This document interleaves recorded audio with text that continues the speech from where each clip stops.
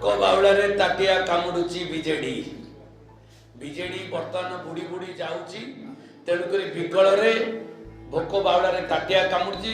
ଯୋଉ ସାମ୍ବାଦିକ କଥା ପଚାରୁଛନ୍ତି ସେ ସାମ୍ବାଦିକ ନୁହେଁ, ସେ ହେଉଛି ଏସଟିଏଫ୍ ରେ ଧରା ହେଇଥିବା ଜଣେ ଆସାମୀ ଖଣି ଚୋରି କରୁଥିଲା, ତାକୁ ଏସଟିଏଫ୍ ନେଇକି ଜେଲରେ ପୁରେଇଛି ଏବଂ ଗୋରୁ ଚାଲାଣ କରୁଥିଲା।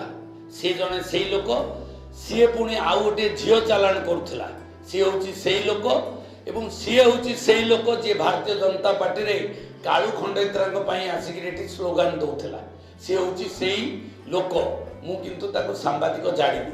ସେଦିନ ଆମେ ଯାଇଥିଲୁ ପଦଯାତ୍ରାରେ, ତାକୁ ବିଜେଡିର କିଛି ସାମ୍ବାଦିକ, ସକାଳର ସାମ୍ବାଦିକ ସିଏ ମିଶିକି ଯାଇଥିଲେ ଏବଂ ପିଲାଙ୍କୁ ପଇସା ଦେଇକି ଇନସିଷ୍ଟ କରାଇଥିଲେ, ଆସିଲେ ପଚାରିବ ଏମ୍ପିଙ୍କୁ ଆଉ ପ୍ରଶାନ୍ତ ଜଗଦେବକୁ ଲାଇଟ୍ କାହିଁ ଜଳୁନି। ତ ସେଇ ପଚାରିଲା ବେଳେ ଆମର ସେ ଟିକେ ଜୋରରେ ପଚାରୁଥିଲେ, ମୁଁ ସେତିକି ବେଳେ ତାଙ୍କୁ କହିଥିଲି ଲାଇଟ୍ଟା ରାତି ପୂର୍ବରୁ ଆଜି ଲାଗିଯିବ, ଯଦି ଲାଇଟ୍ ଖରାପ ହେଇଛି କି ଫ୍ୟୁଜ୍ ହେଇଛି ମୁଁ ଦେଖୁଛି କରିଦେବି। ଏହି ସମୟରେ ସେ ରେକର୍ଡିଂ ପିଲାଙ୍କୁ ମଦ ଦେଇକି ଯାଇ ଦିଆଇଥିଲେ ଏବଂ ରେକର୍ଡିଂ କରୁଥିଲେ। ମୁଁ ଜାଣିନି ସେ ସାମ୍ବାଦିକ, ମୁଁ ସେଠିକୁ ବାବୁ କହିଲେ ଏ ବାବୁ ରେକର୍ଡିଂ ବନ୍ଦ କର, ଏତିକି କହିଲି। ଇଏ ହେଲା ଘଟଣା। ତା ଦେହରେ ତାଙ୍କର ତ ଇଏ କରିବା କଥା, ସେ ଯାଇକି ଆମକୁ ବଦନାମ କରିବା ପାଇଁ ଗୋଟେ କେସ୍ ଦେଇଛନ୍ତି ଏବଂ ସେ କେସ୍ ମଧ୍ୟ ମୁଁ ଥାନାକୁ ମଧ୍ୟ ଯାଇଥିଲି। ମୁଁ ଶୁଣିଲି ଯେତେବେଳେ ମୋ ନାଁରେ କେସ୍ ହେଇଛି, ମୁଁ କହିଲି ଗଲି ଥାନାକୁ, ମୁଁ କହିଲି ଆଜ୍ଞା ଯଦି ମୋ ନାଁରେ କେସ୍ ହେଇଛି ଆପଣ ଇନକ୍ୱାରି କରନ୍ତୁ, ନହେଲେ ମୋତେ ବେଲ୍ କରିଦିଅନ୍ତୁ, ନଚେତ ନାହିଁ ମୋତେ କୋର୍ଟକୁ ପଠେଇ ଦିଅନ୍ତୁ। ମୁଁ ମଧ୍ୟ ଭଲୁଣ୍ଟାରୀ ଯାଇକି ଥାନାରେ କହିଦେଇଛି।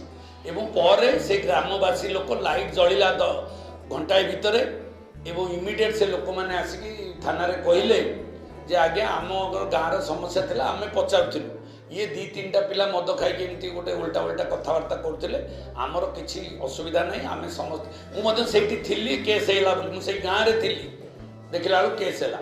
ସେ ପୁଣି କେସ୍ କରିବା ଲୋକଟି କିଏ? ସେ ହେଉଛି ଜଟଣୀର। ଘଟଣା ହେଲା ଛଣଗିରି। ଆମେ ତାକୁ ଡାକିନୁ କି ସେ କେଉଁ ସାମ୍ବାଦିକ ମୁଁ ବି ଜାଣିନି। ଆଉ ଏଭଳିଆ କ୍ୟାରେକ୍ଟର ଲୋକ ସାମ୍ବାଦିକ ହେଇଥିବେ ମୋର ବି ଧାରଣା ନାହିଁ। ସେଥିପାଇଁ ମୁଁ ଭାବିଲି ଏ କାଳୁ ଖଣ୍ଡେତ୍ରା ଯେଉଁ ରାଜ ସାହୁ ସାଙ୍ଗରେ ବସିକି ବ୍ରାଉନ୍ ସୁଗାର ବେପାର କରିବା ଏବଂ ତା ସହିତ ଗୋରୁ ଚାଳନ କରିବା, ଏ ଝିଅ ଧନ୍ଦା କରିବା, ଏ ରାଜ ସାହୁର ଲିଙ୍କ, ମାନସ ମଙ୍ଗରାଜଙ୍କର ଲିଙ୍କ ଏବଂ କାଳୁ ଖଣ୍ଡେତ୍ରା ଲିଙ୍କରେ ଏ ଖେଳ ଚାଲିଛି।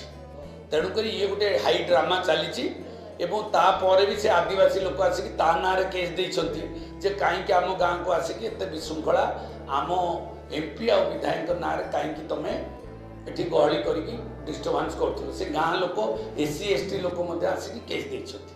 ତ ଇଏ ହେଉଛି ଘଟଣା। ଇଏ ଅତି ସରଳ ଜିନିଷକୁ କମ୍ପ୍ଲିକେଟେଡ୍ କରିବାକୁ ଯାଉଛନ୍ତି। ଏଥିରେ ଯେଉଁମାନେ ସାମିଲ ହେଇଛନ୍ତି ସେ କେବେ ସଫଳ ହେବେ ନାହିଁ। ଧର୍ମର ଜୟ ହେବ ନିଶ୍ଚିତ ଭାବରେ। ଲୋକଙ୍କର ସମସ୍ୟା ଅଛି, ଲୋକ କହିବେ ନେତାଙ୍କୁ, ନେତା ବି ଯିବେ ତାକୁ ସମାଧାନ କରିବେ। କିନ୍ତୁ ଏଇ ଯେଉଁ ଷଡ଼ଯନ୍ତ୍ର କରିବା, ମଦ ପଇସା ଦେଇକି ଲୋକଙ୍କୁ ଉସ୍କେଇକି ଗୋଟେ ଖରାପ ବାତାବରଣ କରିବା ଏବଂ ତାକୁ ରେକର୍ଡିଂ କରିକି ସୋସିଆଲ ମିଡ଼ିଆରେ ଛାଡ଼ିବା, ଏଥିରେ ଟିକେ ନିବୃତ୍ତ ରହିବା ଦରକାର। ଆଉ ମୁଁ ମଧ୍ୟ ଗଣମାଧ୍ୟମମାନଙ୍କୁ ପଚାରୁଛି ଏଇ ମାଧ୍ୟମରେ ଯେ ଏଭଳି ଲୋକଙ୍କୁ ଯଦି ସାମ୍ବାଦିକତା ଦିଆଯିବ ତାହେଲେ ଏ ଗଣତନ୍ତ୍ର ଧ୍ୱଂସ ହେଇଯିବ। ମୁଁ ନିବେଦନ କରୁଛି ଆପଣମାନଙ୍କ ଜରିଆରେ ସମସ୍ତ ସାମ୍ବାଦିକର ଯେଉଁ ମାଲିକମାନଙ୍କୁ, ଏଭଳି ଲୋକମାନଙ୍କୁ ସାମ୍ବାଦିକରେ ରଖିବା ନିଶ୍ଚିତ ଭାବରେ ଦୁଃଖ ଏବଂ ପରିତାପର ବିଷୟ ଏବଂ ଭାରତ ବର୍ଷ ଓଡ଼ିଶାର ଗଣତନ୍ତ୍ରକୁ ନଷ୍ଟ କରିବାର ଯେଉଁ ଚକ୍ରାନ୍ତ ଆପଣମାନେ ନ କରନ୍ତୁ। ଧନ୍ୟବାଦ। ଆଉ କ'ଣ ଅଛି ଘାଣ୍ଟିବ? ଆଉ କ'ଣ ପଚାର? ଏଇ କଥା ଛାଡ଼ିକି ଆଉ ରାଜ୍ୟର ବିଷୟରେ କିଛି ଅଛି? କିଏ ପଚାରିବା ଲୋକ ପଚାର, କ'ଣ ଦେଶ ଖବର ପଚାର ଟିକେ। ଜୟ ଶ୍ରୀରାମ, ଜୟ ଜୟ ଶ୍ରୀରାମ। सियापति रामचंद्र की जयकार वीर हनुमान, जयकार वीर बजरंगी, हर हर।